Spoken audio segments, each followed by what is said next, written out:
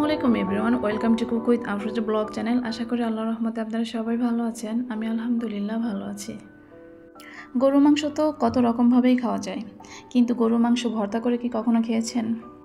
হয়তো বা খেয়েছেন, কিন্তু আমি যেভাবে গরু মাংসের ভর্তা বানাবো আজকে সেটাই আপনাদের সঙ্গে শেয়ার করব। আশা করি পুরো ভিডিও জুড়ে। আর ভিডিওটি যদি ভালো লাগে থাকে অবশ্যই লাইক কমেন্ট শেয়ার করতে কিন্তু কিছুতেই ভুলবেন না। তো চলুন দেখে নেওয়া যাক আমি গরু মাংসের ভর্তা বানাতে কি কি নিয়েছি। গরু মাংসের ভর্তা বানানোর জন্য ছোট করে কাটা 6 পিস গরু মাংস নিয়েছি। মাংসগুলো আমি ছোট ছোট করে কেটে নিয়েছি।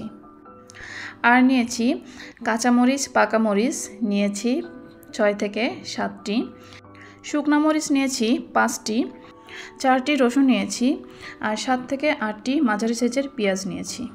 পেঁয়াজগুলো কিউব করে কেটে নিয়েছি। আর নিয়েছি 1 চা চামচ আদা কুচি।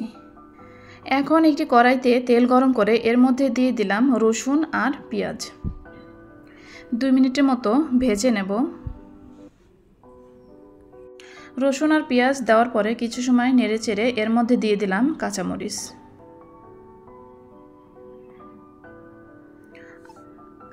এখন দিয়ে দিলাম শুকনা মরিচ 5টি। সব কিছু ভালো করে নেড়েচেড়ে হালকা লালচে হলে আমি নামিয়ে নেব তেল সহকারে। এখন দিয়ে দিলাম কিউব করে কাটা মাংস আর আদা। মাংস আর আদা একসঙ্গে দিয়ে কিছু সময় নাড়াচাড়া করে এর মধ্যে দিয়ে দিলাম লবণ,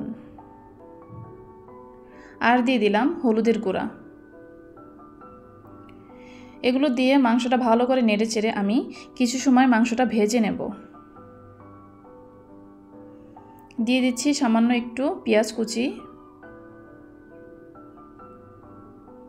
একটু ভাজা ভাজা হয়ে আসলে এর মধ্যে আমি দিয়ে দিলাম পানি।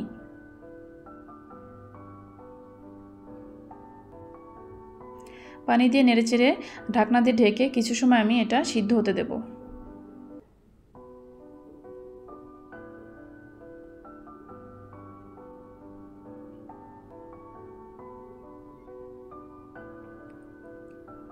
আমার মাংসটা ভাজা হয়ে গেছে, সিদ্ধও হয়ে গেছে। আমি এখন এটা শিলপাটাতে বেটে নেব।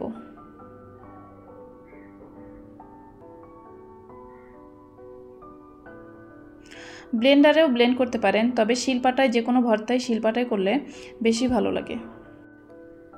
মাংসের সঙ্গে আমি কিছু পরিমাণ পেঁয়াজ, রসুন, কাঁচামরিচ দিয়ে বেটে নিচ্ছি, এতে বাটা সহজ হয়।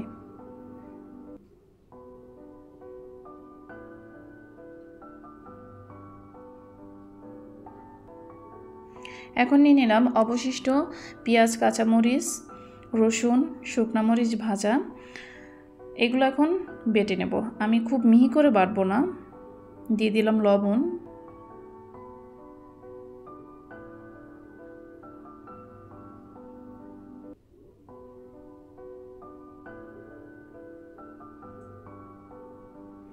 এখন সব কিছু ভালো করে আমি একসঙ্গে মিশিয়ে নিচ্ছি।